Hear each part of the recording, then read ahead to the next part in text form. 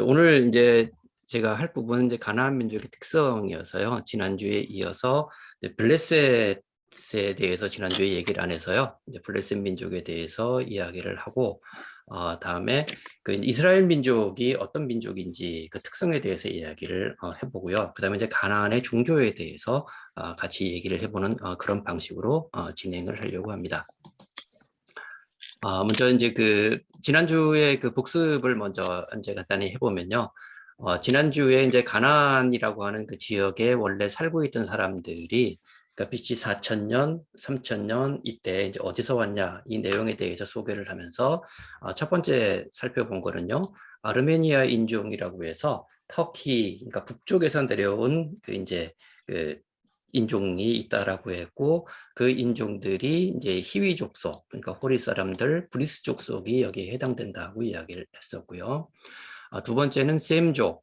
우리 셈족이라고 얘기를 하면 그 셈어라고 하는 그 언어 계통을 사용하는 사람들을 묶어서 셈족이라고 표현을 하는데요. 이 사람들은 보통 그 아프리카의 북부나 아니면 그 이제 아라비아 남쪽 요쪽에 이제 퍼져서 사는 사람들을 셈족이라고 표현을 한다고 합니다. 그래서 이 사람들은 셈의 이제 그 노아의 장남인 셈의 후손이라고 보고 있고요. 이제 아모리 사람들이 거기에 해당된다라고 봤고요. 그다음에 세 번째가 이제 히브리인인데 이제 히브리인이 보통 이제 그 히브리어도 이제 셈어족에 포함된다고 해서 셈족 뭐 이렇게 분류를 하는데 지난 시간에 봤던 것처럼 이 히브리인은 아브라함의 후손, 그 아브라함계 히브리인이 있어서 아브라함이 하란을 출발해서 가나안으로 왔을 때 했던 그 아브라함의 후손이 히브리인에 해당되고요. 또 성경을 보면 아브라함이 아닌 그 히브리인도 존재했다라고 해서 지난주에 성경 몇 가지를 들어서 보면서 같이 이야기를 했었습니다. 이제 소장님, 질문 하나 또. 예.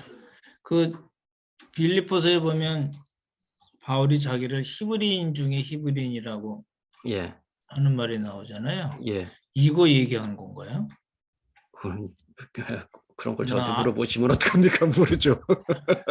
아브라함 계통의 정통 유대인이다 그 얘기를 하려고 한 건지. 글쎄요, 모르겠습니다. 이거 보면 또 그런 생각도 들긴 하는데. 근데 하여간 이스라엘 민족이라고 하는 것과 구분되는 또 히브리 사람들이라는 것을 표현해주는 구절들이 지난주에 봤던 것처럼 이제 몇 군데가 나오니까 이제 나중에 추정을 할 때는 히브리인인데 아브라함계 외에 다른 히브리인들도 존재하는구나. 근데 이게 어떤 사람들인지는 사실 잘 모르는. 그럴 가능성도 좀 있어 보이는. 그렇게 생각할 수도 있겠네요. 네. 예, 그리고 이제 그 당시에 그 이집트의 어떤 그 통치 방식을 보면 이제 이집트가 가장 이제 강대한 나라였는데 이제 그 지배해서 통치하는 점령해서 통치하는 그런 구조가 아니라 각 지역에 그 가나안 지역의 어떤 도시 국가별로 따로 왕을 세워서 서로가 이렇게 이제 협력하지 못하도록 하면서 권력을 위임해서 통치하는 방식이 있었기 때문에 가나안 지역에 다양한 그 도시 국가의 어떤 여러 왕들이 존재할 수 있었다는 걸 같이 봤고요. 그 다음에 저희가 지난주에 본 게 가나안의 7족속이라고 해서 이제 여호수아를 중심으로 해서 이스라엘 민족이 가나안으로 들어갈 때 그 이전에 그 자리에 존재하고 있었던 7족속에 대해서 봤습니다. 그래서 헷 족속, 기르가스 족속, 아모리 족속, 가나안 족속, 브리스 족속, 히위 족속, 여부스 족속에 대해서 같이 봤고요. 하나님께서는 이제 가나안에 들어가서 이 7족속을 모두 진멸하라라고 했는데 이스라엘 백성들이 그렇게 하지 못했죠. 그래서 나중에 이제 두고두고 이제 어려움을 겪는 그런 문제가 되는데 이제 그 이야기는 이제 계속 반복해서 이제 나오게 됩니다. 자, 다음으로 이제 우리 가나안 지역에 거주하는 주요 민족 중에서 이제 블레셋 민족에 대해서 같이 한번 볼 텐데요. 블레셋 민족은 우리 이 지도를 보면 이제 지난주에 봤던 지도인데요. 이 동그라미에 들어가 있는 것이 이제 가나안에 원래 살고 있었던 7족속의 위치를 나타낸 지도고요. 그다음에 이제 이 왼쪽 아래쪽으로 보면 그 해변가로 블레셋 족속이 있죠. 우리 목사님께서 성경 지도에 대해서 강의하실 때도 블레셋 족속이 지배하고 있던 그 도시들에 대해서도 같이 말씀을 많이 하셨는데, 이 블레셋 족속이 이제 어떤 사람들인지에 대해서 조금 보도록 하겠습니다. 그러니까 이집트의 그 람세스 3세가 기원전 1198년부터 1167년까지 통치를 했는데, 그러니까 기원전 약 12세기라고 할 수가 있겠죠. 요때의 기록을 보면 그 해상민족이 이동을 했다라는 그 이집트의 기록이 나온다라고 해요. 근데 아마 이제 그 해석을 하면서 이때 이동한 이 해상민족을 이제 블레셋 족속이라고 이제 해석을 하는 것 같습니다. 그래서 이때 이 해상민족은 원래 살고 있던 데는 그리스 동쪽에 있는 에게 근처 그레데 섬 출신이라고 합니다. 우리 지도를 보면요. 우리 이제 그 요즘에 매일 보는 뭐 빌립보, 데살로니가, 베레아, 뭐 고린도 나오는 요 지역이 이제 그리스 지역이잖아요. 이 그리스 지역 아래쪽에 있는 요 섬이 이제 그레데 섬, 크레타 섬이고요.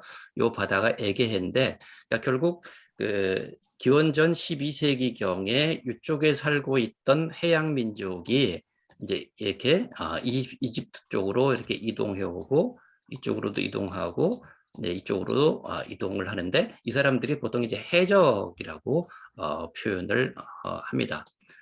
그래서 보면 그 이제 단체적으로 어떤 한 민족이 이주를 했는데요. 이 민족의 어떤 이주에 관련돼서 이제 두 가지 설이 있더라고요. 제가 책에 보니까, 그러니까 이집트 기록에 의하면 기원전 11세기경 이때겠죠. 이집트를 공격한 해양 민족이 있는데 그 해적들. 그래서 바다를 통해서 침입한 매우 공격적인 사람들이 있었다라고 이야기를 해서 에게 쪽에서 넘어와서 지중해 지역을 공포로 몰아넣었던 해적이 있었다는 기록이 있는데 이것이 이제 블레셋 민족이다 이렇게 해석을 하고 있는 것 같고요. 또 하나의 책에서 보니까 이제 가나안의 도시국가들이 있는데 그것을 지키기 위해서 이집트에서 용병으로 고용한 사람들이 이제 블레셋 민족이다 뭐 이렇게 이제 쓴 책도 있더라고요. 그래서 제가 보니까 이제 두 가지 종류가 있던데 뭐 하여튼 어떤 것이 맞는지 모르겠는데 하여튼 요런 식의 지금 해석들이 있다라고 해서 그러니까 블레셋 민족은 해양 민족이고 굉장히 거칠고 공격적인 그런 민족이었다라고 하는 걸로 우리가 받아들이면 될 것 같고요. 이 사람들은 주로 이제 그 해안에 거주하면서 이집트의 이제 다양한 정치 제도를 받아들였다라고 얘기하고요. 그래서 자신들만의 도시 국가를 건설했는데 대표적인 그 도시가 우리 이제 목사님 그 강의할 때도 했었죠. 이제 가자 지구, 우리 지금 요즘 말하는 가사, 아스글론, 아슈도트, 에그론, 가드라고 하는 이 5개의 도시 국가가 이제 블레셋이 통치하고 있던 도시 국가라고 볼 수가 있습니다. 지금 우리가 그 이제 그 팔레스타인이라고 이스라엘 지역을 명명을 하는데 이 팔레스타인이라고 부르는 것도 이 블레셋이라고 하는 이 사람들의 명칭에서 따온 거라고 볼 수가 있고요. 그래서 이 지역은 이제 그리스어 필리스틴에서 유래했다라고 이야기를 하는데 이제 블레셋을 얘기를 하다 보면은 이제 가장 유명한 사람이 이제 골리앗입니다. 이제 우리 성경에서 보면 아마 뭐 교회 다니지 않는 사람들도 누구나 다 알고 있는 게 다윗과 골리앗에 대한 내용들은 누구나 다 알고 있는데요. 지난 시간에도 제가 잠깐 얘기했던 것처럼 이제 이 골리앗이 블레셋의 대표적인 장수였는데요. 이 골리앗이 입었던 그 군복이 여러 가지 이제 혼란을 이야기를 한다고 이야기를 합니다. 그 우리 이제 사무엘상 17장 4절부터 7절까지를 보면은 이제 그 골리앗이 입었던 그 이제 어떤 그 투구 이런 거에 대한 얘기가 나오는데요. 신상희 권사님 좀 읽어주세요.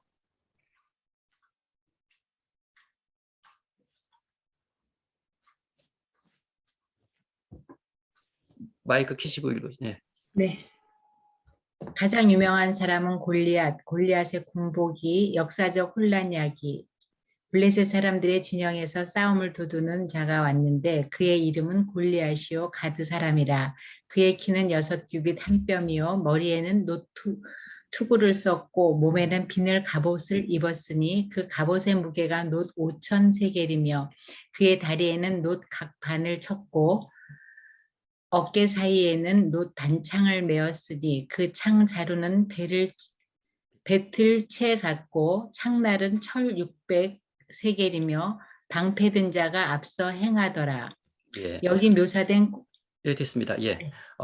여기 보면 이제 그 지금 읽었던 신권사님이 읽어주셨던 여기에 보면 이제 제일 앞에 나오는 부분이 이제 그 어떤 그 덩치에 대한 부분이죠. 키가 얼마나 크고 하는 그런 내용이고, 그 다음에 나오는 것이 머리에는 노트북을 쓰고 몸에는 비늘 갑옷을 입었고 가벼운 무게가 얼마나 되고 놋 각반을 찾고 놋 단창을 맸다. 이런 표현들이 나오는데 실제로 보면 여기에 묘사된 골리앗의 그 무기나 갑옷이 그러니까 해양 민족이라고 이집트의 어떤 기록에 나오는 그 블레셋 것과 같지 않다는 거예요.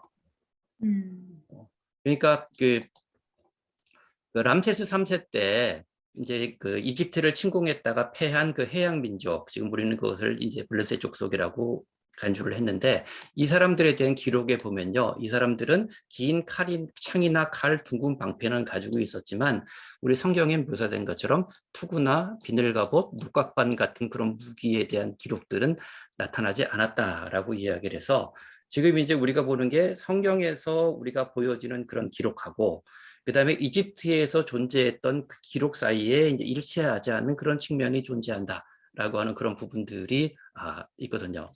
이런 것들이 보면 어떤 그 사료를 통해서 어떤 관찰했던 내용하고 이제 성경 본문이 이제 충돌하는 그런 경우라고 이제 우리가 볼 수가 있는데요. 이제 우리가 보면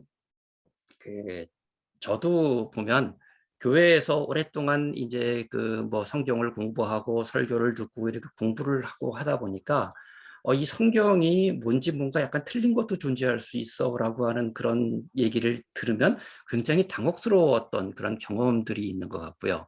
예를 들면 노아 홍수는 유일하게 성경에만 쓰여졌을 것 같은데 그 근동의 모든 설화에 보면 노아 홍수에 관련된 그런 기록들이 다 존재한다 이런 거 보면 왠지 좀 기분도 좀 안 좋고 뭔가 좀 그런 이제 느낌들을 받았던 그런 게 있는데, 그러니까 저희들은 하면서 이게 하나님의 말씀이기 때문에 이제 진짜 하나의 오류도 없다라는 식의 그 생각들이 우리에게는 들어가 있는데, 실제로 들여다보면 뭔가 이렇게 지금 이게 뭔가 다른 그런 부분들이 있다는 거를 이제 우리는 사실 받아들여야 될 것 같고요. 이런 것들이 사실 우리가 하나님을 믿는 믿음하고는 서로 충돌하는 부분이 아니다라고 하는 것을 사실 우리가 좀 더 공부하고 받아들여야 될 필요는 있는 것 같아요.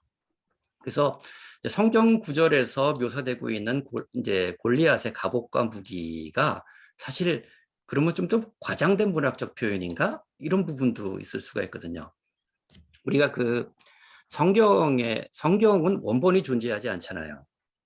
우리는 지금 보고 있는 성경은 보통 사람들은 다 원본이 있다라고 생각하는데 원본은 존재하지 않거든요. 우리가 보는 거는 다양한 종류의 사본을 통해서 만들어진 그런 지금 현재 성경을 보고 있는데, 그렇게 하다 보니까 이 성경이 계속 사본이 만들어지기 위해서는 기록을 하다 보니까 후세의 누군가가 이 다윗과 마주치는 이제 같이 싸우는 골리앗이 정말로 강한 사람이고 그런 거를 좀 그러니까 다윗의 어떤 위대함을 좀 더 강조하기 위해서 좀 약간 과장해서 기록을 한 걸까? 성경으로 옮겨 쓰면서 뭐 이런 식의 생각도 해본 수가 있고요. 또 다르게 해석한다면 우리가 이집트 문서에 있는 그 해양 민족이 블레셋이 아닌 걸까? 이렇게도 해석을 해볼 수가 있고요. 그러니까 결국은 우리가 지금 지난 시간에도 얘기했던 것처럼 우리가 보고 있는 이 내용들은 어떤 나름대로의 합리적 근거를 통해서 추론을 한 내용인데, 그것들이 지금 충돌하는 경우가 발생되어졌을 가능성 같은 것도 우리가 이제 존재하고 있다라고 하는 부분들을 우리가 염두에 둘 필요가 있을 것 같고요.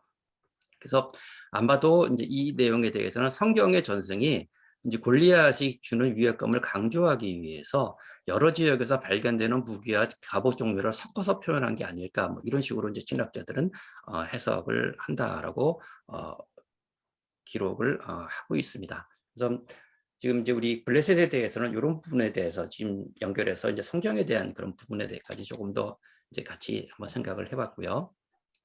그다음에 이제 이스라엘 민족에 대해서 이제 볼 텐데, 우리 그 한민족이 왜 뭐 단일 민족이라고 이제 그렇게 많이 얘기를 하잖아요. 그래서 지금 이스라엘 민족도 이제 그런 식으로 이제 생각을 많이 하는데요.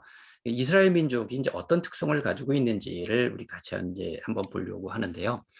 이스라엘은 다민족으로 형성된 단일 문화라고 표현합니다. 그러니까 그 혈통 자체가 하나인 민족은 아니다라고 하는데 단지 단일 문화인데 이 단일 문화라고 하는 것이 결국은 여호와에 대한 그 신앙이라고 하는 걸 중심으로 형성된 단일 문화로 이루어진 그런 민족으로 이제 해석을 해야 된다라고 이제 보는 입장인데요.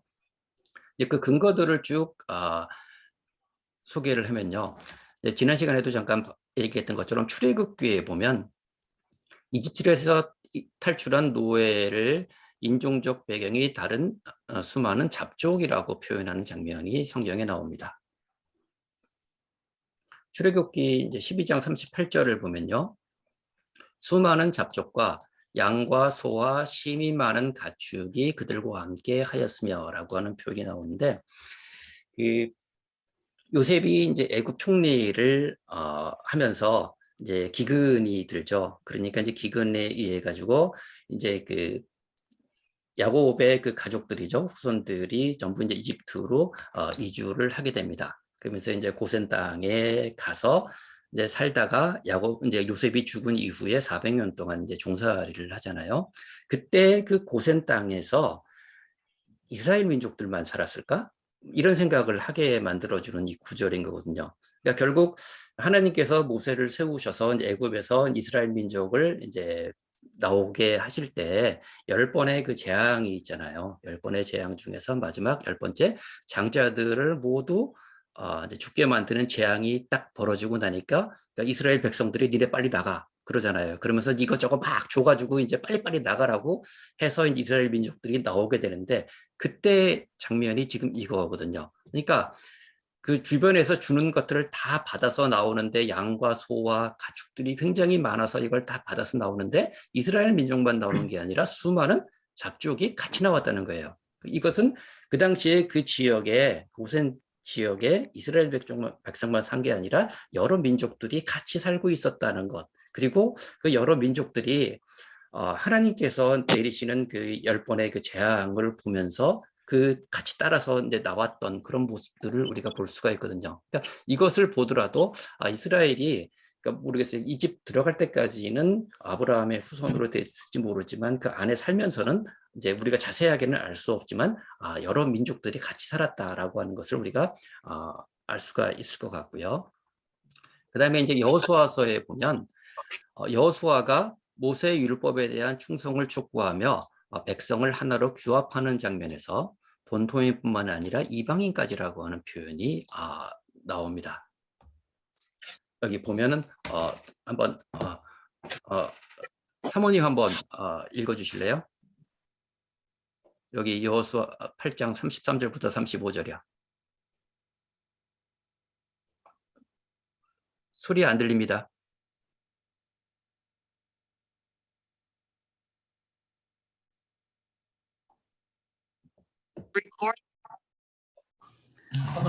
온 이스라엘과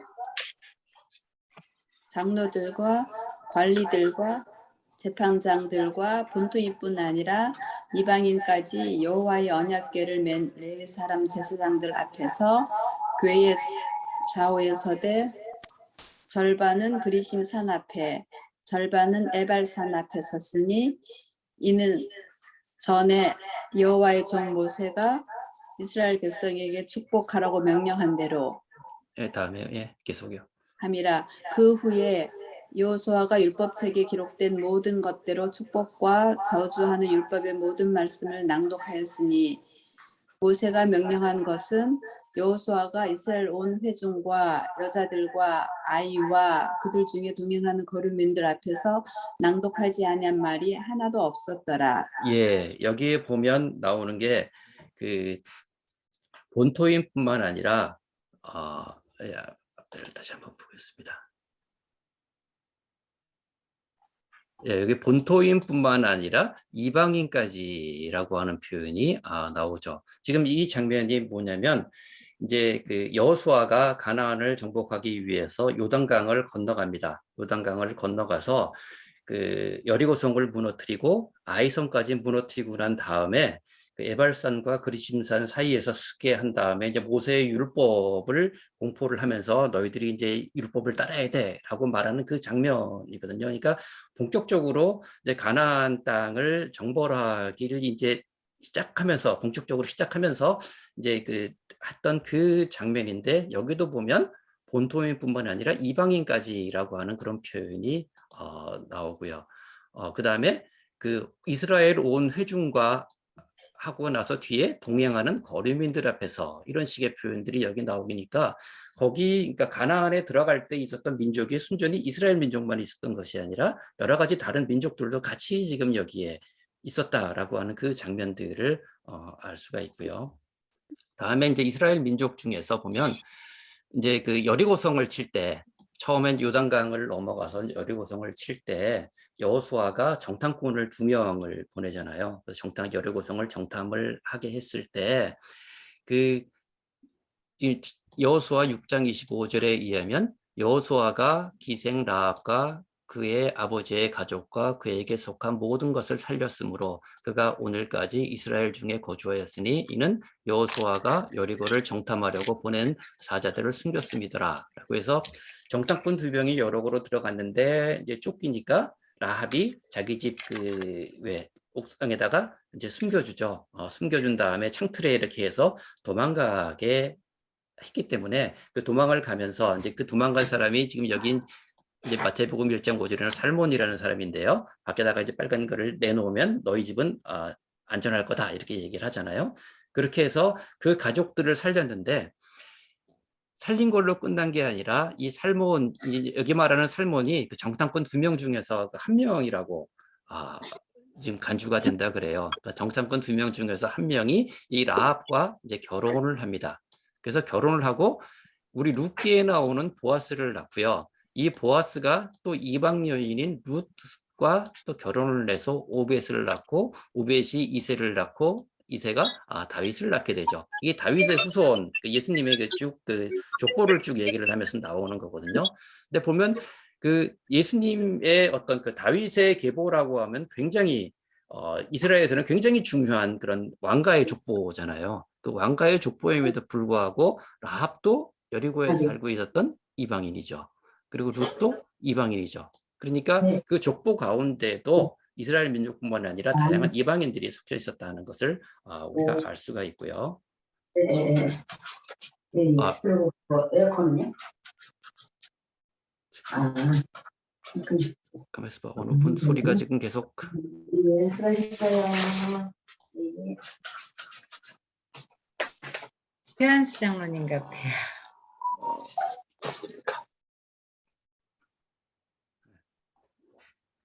네, 그리고 또 이제 우리가 볼 수 있는 부분이 뭐냐면, 여호수아가 처음 이제 기브온 주민이 이렇게 이제 가짜로 꾸미고 먼 곳에서 온 것처럼 해가지고 뭐 헤어진 뭐 옷과 뭐 상한 빵과 뭐 이렇게 해서 오잖아요. 그래서 기브온 주민과 화친 조약을 맺어서 이제 기브온이 레위 지파를 도와서 성전을 관리하며 이스라엘 백성의 일상생활을 함께 공유했던 이방 민족이 되고요. 또 우리가 지난주에 봤던 것처럼 7족속을 다 진멸하라고 했음에도 불구하고 결국은 다 진멸하지 못하잖아요. 그래서 결국 포로기에 돌아와서까지 이게 문제가 될 정도로 이 사람들과 계속 통혼을 하면서 같이 지내왔거든요. 그러니까 이런 모습들을 봤을 때 과연 이스라엘 민족이 뭐 혈통적으로 하나인 그런 민족이라고 우리가 볼 수 있을까 하는 그런 이제 물음표를 이제 보낼 수 있다는 거죠. 그래서 이스라엘 민족은 매우 복잡한 성격을 띠고 등장했다라고 얘기를 하는데, 여기서 말하는 이제 복잡한 성격이라는 것은 다양한 족속이 포함됐다는 이제 그런 의미에서 저는 이제 해석을 했고요. 그리고 비교적 문명이 발달한 기존 도시 국가들도 점차 이스라엘의 독특한 생활 양식에 동화됐다라고 얘기해서, 기존의 가나안의 어떤 그 족속들의 어떤 문화들이 있고 이스라엘이 그 안에 들어가면서 진멸하지 못하고 같이 공존함으로써 그들의 문화하고 이스라엘의 문화가 같이 동화되어 버리는 그런 결과를 가져오게 됐었죠. 그래서 이스라엘 민족의 특성을 얘기를 할 때는 뭐 혈연으로 묶여든 하나, 뭐 아브라함 민족만 있는 이렇게 해석을 하기보다는 이집트 탈출 이후에 여러 가지 사건들 그리고 십계명과 토라에 명시된 유일신 사상을 바탕으로 한 국가관이 형성이 됐다라고 해서 결국은 이런 하나님을 모세의 십계명과 토라를 중심으로 해서 하나님을 믿는 그 믿음으로 하나 된 그런 공동체 국가라고 하는 그런 맥락에서 이제 단일 문화권을 형성한 그런 민족이라고 이제 이해를 하는 것이 바람직하다라고 볼 수가 있을 것 같습니다. 그래서 보면 이렇게 이제 동화가 되는데 이 동화되는 측면에서 보면 이 동화라고 하는 건 어느 한쪽이 다른 한쪽에 대해서 일방적으로 흡수되는 경우는 많지 않거든요. 한쪽이 영향을 주면 서로 상대방으로 영향을 주고받는 그런 것들이 나타나는데 결국 여기서 이제 문제가 되는 게 그 뒤에 우리가 이제 가나안의 종교에서도 보겠지만 원래 그 가나안 지역에 있었던 다신교의 그런 어떤 신앙적인 전통하고 그다음에 이스라엘 민족이 가지고 있던 여호와의 어떤 유일신 이 종교가 이제 부딪히는 그런 문제가 발생을 해서 이런 것들이 결국은 이스라엘 민족에게 가장 심각했던 하나님께서 가장 싫어하셨던 우상 숭배라고 하는 그 문제로 결국은 이제 나라가 망할 때까지 이어지는 그런 거를 볼 수가 있습니다. 그래서 결국 이런 어떤 그 유일신 사상으로 바탕이 된 국가관이 형성된 이게 이제 중요한 거는 이제 이 여호수아 24장인데요. 여호수아 24장이면 이제 끝물이거든요. 이제 정복할 거 다 하고 난 다음에 여호수아가 마지막으로 이스라엘 백성들을 모아놓고 이제 한 얘기 여러분들도 아마 다 들어보셨을 거예요. 마지막에 이스라엘 민족을 놓고 이제 너희들이 유브라데강 저편에 이집트에서 조상이 섬기던 신들을 섬길 것이냐. 그러니까 이건 이집트의 신들이죠. 이집트에서 있던 그 다신교의 그 신들을 믿을 거냐. 아니면 아모리족의 신들이라고 할 땐 가나안에 있던 우리 뒤에 보겠지만 바알과 아세라 뭐 이런 여러 가지 우상이 나오는 그런 신들을 섬길 것이냐. 아니면 여호와 하나님을 섬길 것이냐. 니네가 선택해라. 너희들 알아 선택하는 나와 내 집은 여호와를 섬기겠다라고 하는 그 유명한 여호수아 24장 14절과 15절 말씀에서도 보면 결국 여러의 어떤 그 민족 족속들이 뭐 이렇게 같이 있을 수 있어도 결국 선택은 그 어떤 신을 섬길 것이냐 라고 하는 것을 선택하는 것을 이것으로 이제 하나 되는 그런 식으로 이스라엘 민족을 이해하는 게 적절하지 않겠나 이렇게 볼 수가 있을 것 같습니다. 자, 이렇게 해서 여기가 이제 블레셋하고 이제 이스라엘 민족에 대한 그런 얘기를 같이 한번 살펴봤고요. 이제 다음으로 이제 가나안 지역의 종교에 대해서 같이 한번 살펴보려고 하는데요. 자, 가나안 지역은 고대 도시인 우가리트에서 수많은 유물이 발견되면서 연구가 시작됐다라고 해서 여기 지도 보이실지 모르겠는데 지금 여기가 지금 우리가 보는 이제 가나안 지역 이스라엘입니다. 이스라엘 지역이고요. 그 위쪽이 지금으로 보면 레바논 지역인데요. 그 위쪽으로 조금 더 올라가게 되면 요 까만 점으로 되어 있는 이 부분이 우가리트라고 하는 도시였다고 해요. 그래서 지금은 라스샴나라고 불리는데 이것이 고대에는 우가리트라고 해서 굉장히 그 유명한 그 도시국가였다라고 보는데요. 요 옆에가 이제 키프로스 섬의 이 맞은편이라 굉장히 유명한 항구였다라고 합니다. 그래서 이 우가리트는요, 이제 기원전 2000년대쯤에 있었던 이제 도시국가고요. 가나안의 그 지역 문화를 보여주는 굉장히 중요한 발굴이었다고 해요. 이게 이제 우가리트가 이제 어떻게 멸망했는지는 사실 잘 모르는데요. 1928년에 이제 시리아의 어떤 농부가 이제 농사를 지으면서 쟁기질을 하다가 거기서 어떤 그 옛날 이제 토기가 하나가 이제 발굴이 됐대요. 그래서 이제 그거를 신고를 하고 거기서부터 이제 땅을 파내려가기 시작을 해서 그 이제 지금 여기 보이는 이 우가리트라고 하는 이게 왕성이라고 하는데요. 이 왕성이 발굴이 됐는데 1928년부터 시작을 해가지고 80년 동안 발굴을 했는데 4분의 1 정도만 지금 발굴된 상태라고 할 정도로 굉장히 어마어마한 그와 같은 지역이었고요. 이것이 이제 그 당시에 BC 1000년부터 2000년 사이에 가나안 지역의 어떤 문화나 문명의 수준을 보여줄 수 있는 굉장히 중요한 발굴이라고 얘기하고요. 여기서 나오는 이제 어떤 유물이나 이런 것들이 이제 뭐 고고학적으로도 의미가 있지만 성경을 이제 이해하고 해석하는 데도 굉장히 큰 도움을 줬다라고 이야기를 합니다. 그래서 보면 이제 발굴 당시에 어떤 게 이제 왕궁이 발굴됐는데 방이 9개와 연회장이 있었고요. 뭐 연회를 하는 연회 장소에 포도주를 넣는 그런 항아리도 있었다라고 얘기해서 굉장히 화려하고 수준 높은 그런 문화를 보여줬다라고 얘기하고요. 그다음에 이제 그 뒤에 보겠지만 이 우가리트 말고 조금 떨어진 곳에 에블라라고 하는 지역에서도 이제 문서가 발견되는데 여기서 나타난 문서들이 이제 구약의 난해한 구절들, 그러니까 그냥 구약의 어떤 그 단어를만 해석을 해가지고 무슨 말인지 이해가 안 되는데 이제 그런 것들을 해석할 수 있도록 해주는 그런 문서들이 발견이 됐다고요. 그다음에 이제 BC 2000년이면 그 아브라함이 태어났을 때가 대략 이제 BC 2100년 정도라고 얘기를 하고요. 모세가 태어난 게 BC 1500이고요. 요셉이 총리가 된 게 1800년대거든요. 그러니까 족장 시대에 이 당시에 가나안의 문화 수준 문명이 어땠는지를 보여주는 굉장히 귀중한 자료가 된다라고 하고요. 그래서 이 성서 고고학 분야에서는요. 지금 이 사해사본 발견, 우리가 앞에서 이제 성경은 원본이 없고 사본이 있다고 했는데 그 중에서 지금 가장 잘 남아있는 게 사해사본이라고 하는데 이 사해사본이 이제 쿰란 지역에서 발견된 것하고 이 우가리트가 이제 발굴되어진 게 20세기 최고의 이제 고고학적 발견으로 인정될 정도로 굉장히 이제 중요한 의미를 가지고 있다라고 이야기를 합니다. 이제 여기서 이제 발견된 것 중에서 굉장히 이제 그 의미 있는 것이 뭐냐면 지금 여기 그림에 보여주는 게 이 왜 진흙판에다가 이제 우리 쐐기 문자라고 하는 이게 이제 왕실 문서 보관 창고에서 수천 점이 발견이 됐다라고 해요. 그래서 이걸 이제 우가리트어라고 얘기하는데 요때 여기 이제 쓰여진 요것들이 이제 그 쐐기로 식으로 이렇게 찍어가지고 쓴 알파벳인데 이게 지금 알파벳의 현대 알파벳의 기본이 되는 그런 알파벳이었다고 할 정도로 이 이제 문자가 발견되었다는 것도 굉장히 이제 큰 의미를 가지고 있지만 이 문자에 기록된 내용들을 이제 해석을 하면서 그 당시 가나안 지역에 다양한 정치나 경제, 문화, 사회, 그다음에 종교들을 엿볼 수 있는 그런 자료들을 제공했다는 점에서 굉장히 큰 의미를 지니고 있었다라고 하는데요. 여기서 이제 우리가 살펴볼 이제 중요한 부분은 뭐냐면 이제 바로 이제 이 가나안 지역에 있는 종교라고 하는 부분인데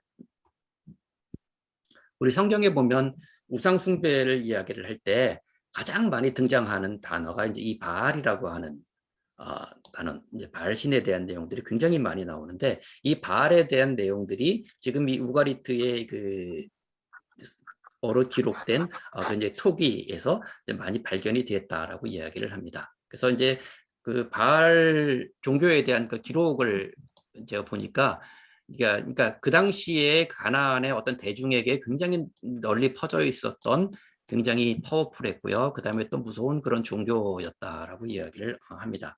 이 바알 종교에 대한 묘사를 보다 보니까 이제 제일 중요한 게 엘이라고 하는 신이 있었는데요.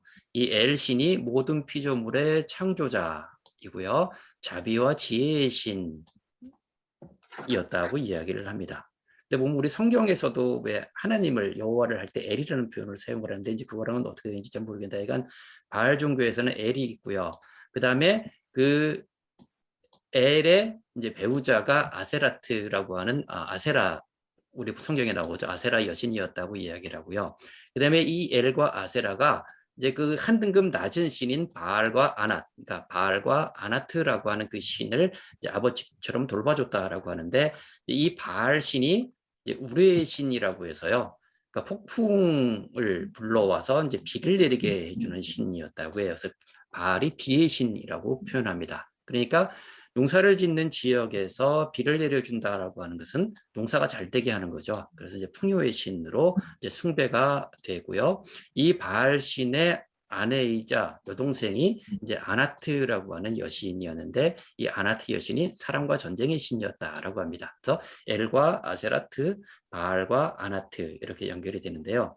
이제 이 바알 신이 이제 모트라고 하는 신이 있는데 이제 그 모트가 가뭄의 신이면서 그 단어의 의미가 죽음을 의미한다라고 합니다. 그러니까 이제 그 농사를 짓는 사람에게 있어서 비가 안 오고 가뭄이 든다는 것이 죽음을 의미한다. 뭐 이런 의미로 해석을 하는데요. 바알 신하고 이 모트가 싸우는데 바알이 져요. 그래서 이 아나트가 이제 바알을 살려달라고 모트에게 막 간청을 하는데 이제 거절하고 모트가 이제 바알을 죽여버립니다.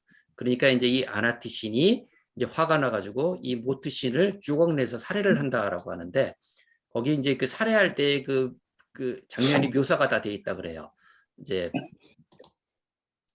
칼로 이제 모트를 조각내버리고 키로 까불어버리며 불로 태워버리고 맷돌로 그를 갈아버린 이런 식으로 해가지고 모트를 살해했고요. 나중에 이제 바알이 죽었을 때 그 바알을 이제 그 엘신이 바알의 생명을 다시 회복시킨다. 뭐 이렇게 이제 뭐 신화가 구성이 되어 있다라고 얘기하는데 여기 보면 이제 그 모트 신을 아나트가 죽일 때 이 장면들이 보면 추수하는 장면을 연상할 수 있도록 만들어진 그런 거 이제 그 장면이라고 이야기를 해요. 그러니까 결국 바알 신과 그 다음에 그 아나트 신의 그 모습 그리고 모트와 싸운다라고 하는 것은 비가 오는 우기하고 비가 오지 않는 건기가 계속 반복되어지는 그런 그 어떤 그 계절의 변화를 그대로 이제 보여주는 그와 같은 장면이라고 얘기를 해서 결국 바알 종교는 그 당시 가나안 땅에서 농사를 짓고 있던 그 사람들에게 생존에 굉장히 중요하고 크게 영향을 미쳤던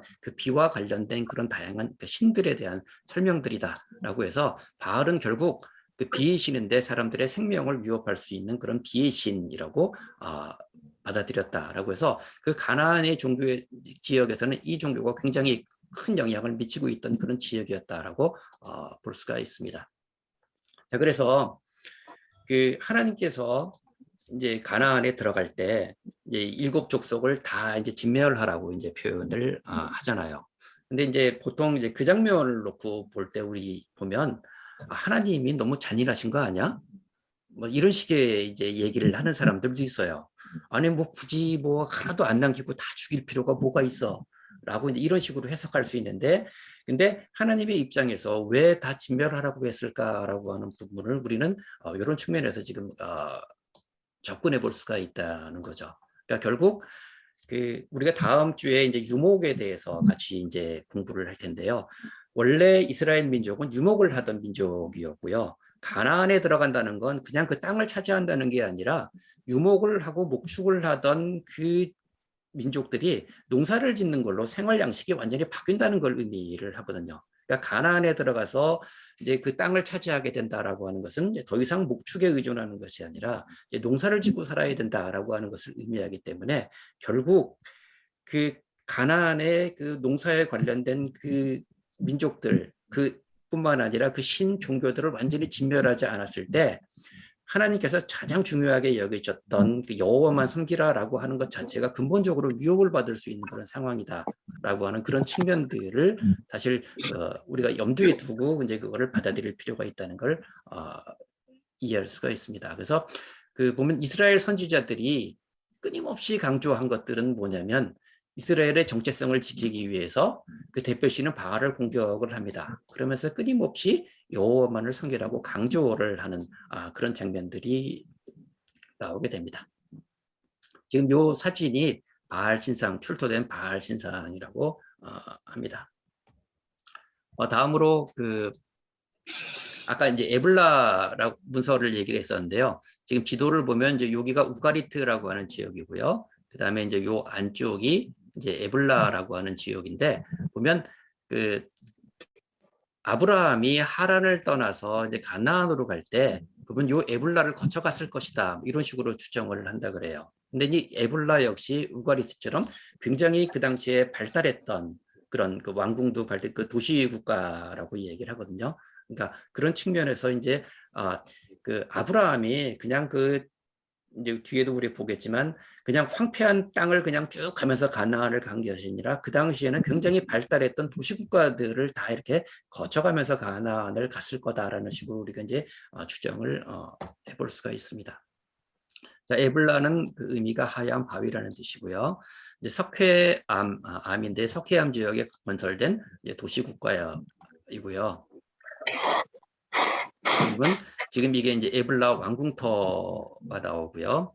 에블라가 발전한 시기는 대략 기원전 2000년경이었다고 합니다. 그러니까 아까 이제 아브라함 나오는 이제 그런 시기하고 이제 비슷하고요. 그다음에 창세기 이제 족장 시대와 비슷한데 이제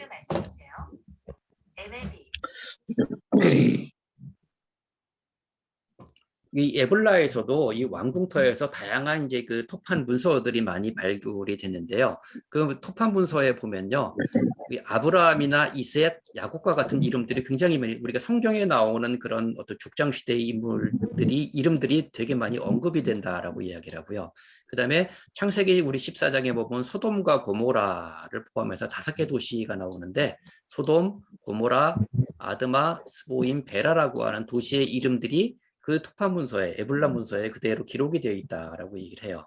그래서 이게 소돔과 고모라라고 하는 것이 그냥 이제 이 에블라 문서를 보면 우리 실제 했던 그런 도시구나라고 하는 것들도 이런 사료를 통해서 이제 우리가 알 수 있었다라고 봅니다. 그래서 이 에블라라고 하는 문서를 보면 상당히 발전된 그런 도시 문명 지역이었다는 것을 알 수가 있고요.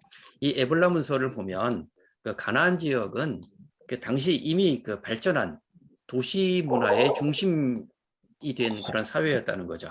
그러니까 우리가 아브라함이나 뭐 그다음에 이삭이나 야곱이나 이렇게 얘기를 할 때 보면 우리가 지금 BC 뭐 2000년, 3000년 뭐 이때 사람들이라고 이렇게 얘기를 하다 보면 그 당시에는 뭐 사람도 별로 없는 황폐한 땅에서 뭐 벌판에서 방황하면서 살아가는 유목하는 이런 거를 생각할 수가 있는데 그런 것이 아니라 그 당시에 이미 가나안 지역에는 굉장히 발전되어진 그와 같은 도시 문명이 있었던 것이고요. 그 다음에 그러한 도시 문명 사이로 이제 그 아브라함과 그 후손들이 살면서 자기 여호와의 신앙을 유지하는 신앙을 키워갔던 그런 상황이었다라고 하는 것을 우리가 유추를 해볼 수가 있습니다. 자, 그래서 지금 이렇게 보는 것처럼 기본적으로 그 이스라엘 민족 외에 나머지 메소포타미아도 그렇고요, 이집트도 그렇고요, 아니면 그 조금 전에 봤던 가나안의 도시국가들도 그렇고요, 기본적으로 다 다신교가 기본입니다. 그러니까 이 메소포타미아나 이집트나 아니면 가나안 지역에 살던 사람들의 입장에서 볼 때는요, 다신교기 때문에 여러 신을 동시에 섬기는 것은 너무너무 당연한 거였어요. 그러니까 이 가나안 민족 입장에서 봤을 때는 이스라엘 사람들이 들어와서 여호와라고 하는 신이 하나가 더 추가된다고 해서 아무런 문제가 될 게 없는 거예요. 그러니까 보면, 그러니까 이들의 입장에서 보면요, 그러니까 모세의 신 여호와 얼마나 강한지 알잖아요. 들어와서 여리고성을 막 무너뜨리고요, 막 이렇게 해서 정말로 가나안에 살던 사람들이 무지무지 들어갈 정도로 강한 그 신이기 때문에 그 신이 하나 더 들어와서 수호신이 되어준다고 하더라도 가나안 민족의 입장에서 볼 때는 아무런 문제될 게 없거든요. 오히려 지켜주는 신이 하나 들었으니까 오히려 좋아할 수 있는 그런 상황이 될 수가 있는 거죠. 하지만 반대로 이스라엘 민족의 입장에서 봤을 때, 하나님의 입장에서 봤을 때는, 그러니까 이스라엘 민족의 입장에서 봤을 때는 자기들이 볼 때 이 광야를 떠돌던 유목민의 입장에서는 여호와 하나님께서 굉장히 강력한 힘을 발휘를 했습니다. 뭐 사막에 40년 다닐 때 만나를 주신 것부터 시작을 해가지고 여러 가지 진짜 살기 힘든 상황에서 살아갈 수 있도록 만들어주는 굉장히 강한 하나님이지만 이스라엘 민족의 입장에서 봤을 때 이 광야에서는 그렇게 큰 힘을 미쳤는데 가나안에 들어가서 농사를 지을 때도 그럴까? 라고 하는 생각이 있을 수가 있다는 거죠. 그러니까 그 사람들 입장에서는 뭔가 이렇게 불안함이 있을 수도 있었다라는 입장에서, 그러니까 가나안의 민족의 입장과 이스라엘 민족의 입장에서 서로 다른 입장이고요. 결국 이런 것들, 그러니까 여호와 하나님에 대해서 온전하지 못한 그런, 그러니까 농경 사회에서도 영향을 미칠 수 있을까에 대한 온전하지 못한 그 믿음이 결국 그 백성들이 우상에 빠지게 됐던 그런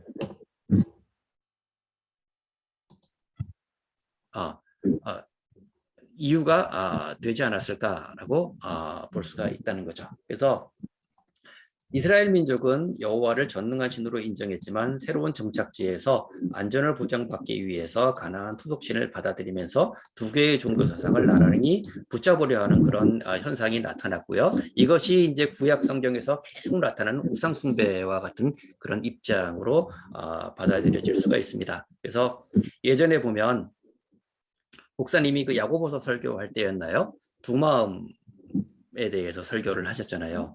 한쪽으로는 하나님을 믿으면서도 다른 한쪽에서 그 또 다른 것을 받아들이는 그 마음이 결국은 지금 이 이스라엘 백성들이 계속 가지고 있던 마음이거든요.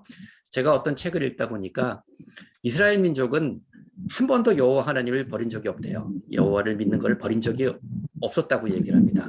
문제는 뭐였냐면 지금 어느 분에 대해서 잡음이 되게 많이 나는데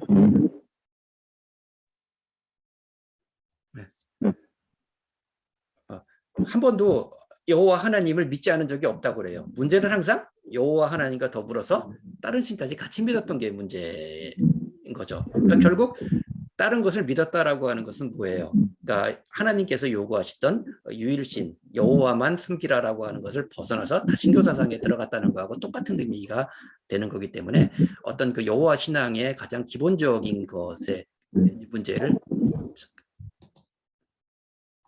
가장 기본적인 그런 측면에서 지금 위반을 하는 그런 문제가 발생했다라고 볼 수가 있습니다.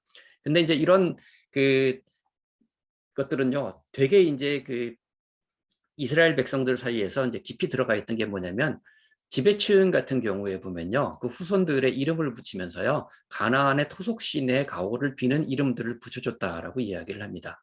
그러니까 그 정도로 이스라엘 백성들의 그러니까 자식의 이름을 붙일 때 가나안 신에 관련된 이름을 붙여줄 것도 깊숙이 이제 그 삶에 영향을 미쳤다라고 이야기를 하는데 사울 같은 경우에 보면 이름 붙일 때 이제 장남에게는 여호와의 선물을 의미하는 요나단이라는 이름을 주었지만 넷째 아들에게는 바알의 사람들이라는 뜻 이스바알이라는 이름을 붙여줬거든요. 그러니까 왕이 된 사람이 첫째는 여호와의 선물을 뜻하는 이름을 붙이고 막내는 바알이라고 하는 것이 들어가는 그 이름을 붙였다라고 하는 건 결국 이스라엘 문화 자체에 지금 이런 어떤 그 바알이나 가나안 종교의 영향이 굉장히 깊숙하게 자리 잡았다는 것을 보여주는 그런 증거가 되고요.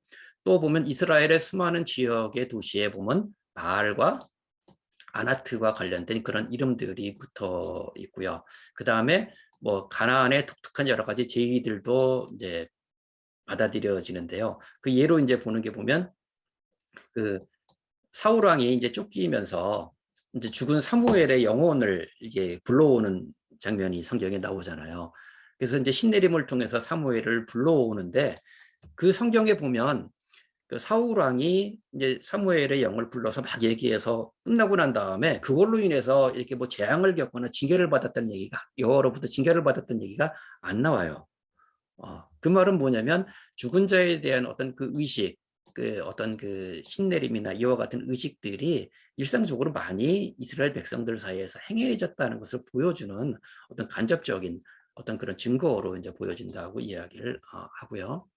그리고 이사야서에도 보면 죽은 자에 대한 의식으로서 죽은 조상을 망령 르바임이라고 불렸는데 이런 것들도 가나안 어떤 신화에서 사용한 그런 표현들이고요. 죽은 자에 대한 표현을 할 때 애통이라고 하는 표현을 쓰는데 이거는 애통하다는 거는 이제 헤어져서 슬프다, 사별해서 슬프다라고 하는 걸 표현하는 동시에 죽은 자를 되살려달라고 간찬하는 그런 의미를 같이 가지고 있다고 이야기를 하거든요. 그러니까 이렇게 일상적으로 이스라엘에서 썼던 그런 용어들이나 이런 것들도 보면 가나안의 어떤 문화의 영향을 굉장히 많이 받았고 여기서 보면 우리가 앞에서 우리가 동화가 서로 상호 영향을 주고받으면서 이제 같아졌다는 그런 의미를 우리가 이제 받아들일 수 있을 것 같습니다.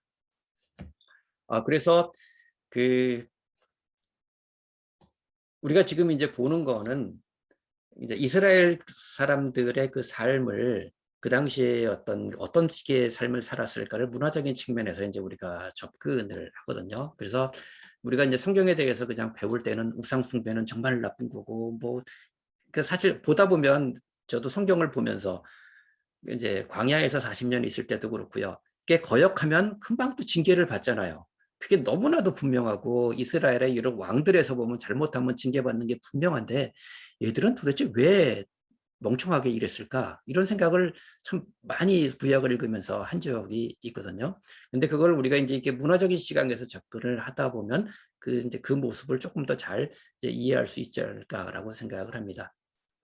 예전에 목사님 설교하실 때 보면 이제 고대 사회에서의 전쟁은 신과 신의 전쟁이라고 했잖아요. 그래서 전쟁에서 어떤 민족이 이기면 그 해당 신이 이긴 거다 이렇게 했는데요. 결국 그 이스라엘 민족이 여호수아를 중심으로 해서 가나안에 들어가서 점령을 하는 것은 그 땅을 차지하는 의미도 있지만 결국은 문화와 문화의 충돌이고요. 그다음에 종교, 신과 신의 충돌의 의미에서 우리는 이해를 할 필요가 있고요. 문화와 문화의 측면에서 이제 우리 이해를 한다는 건 유목 문화하고 농경 문화의 어떤 그 충돌이라는 측면에서 이해를 하고요. 그다음에 종교적인 측면에서는 여호와를 중심으로 한 유일신 사상, 유일신과 그 어떤 믿음과 그 다음에 다신교회의 믿음, 바알을 중심으로 한 다신교회의 믿음과 이것들 간의 충돌이라고 하는 측면에서 이제 우리는 이해를 할 필요가 있고요. 그런 맥락에서 우리가 가나안의 모든 것들을 진멸하라고 하나님께서 말씀하신 것들을 이해를 해야지 그 의미를 이제 정확하게 우리가 이해할 수가 있지. 그렇지 않으면 이제 마치 아까 말씀드렸던 것처럼 이제 뭐 정말 너무 잔인하신 거 아니야? 뭐 이렇게 이해할 수도 있고요. 사실 고대에서 전쟁을 하는 거는 전쟁을 하는 이유는 뺏는 거잖아요. 그 재물을 빼앗는 거고 그 사람들을 노예로 쓰기 위해서 전쟁하는 게 전쟁의 굉장히 중요한 목적 중에 하나거든요. 근데 들어가서 모든 거를 다 없애라고 하잖아요. 재물도 다 죽이고 그다음에 사람도 다 죽이라고 하는 건 사실 그 당시에 전쟁하고는 전혀 맞지 않는 그런 진술이거든요. 그렇기 때문에 그런 것들은 우리가 오늘 봤던 이런 문화적이나 종교적인 측면에서 접근을 해야지 우리가 이제 이해를 할 수 있는 그런 부분이 될 것 같습니다. 예. 그다음에 제가 뭐 예루살렘 이거는 근데 요건 다음 시간에 그냥 해야 되겠네요. 지금 이제 1시간 됐으니까 오늘은 그래서 이제 이스라엘 민족하고 그 이스라엘 가나안의 종교라고 하는 측면에서 그 당시의 삶이 어땠는가를 같이 한번 살펴봤습니다. 예, 오늘은 이제 여기까지 하도록 하겠습니다.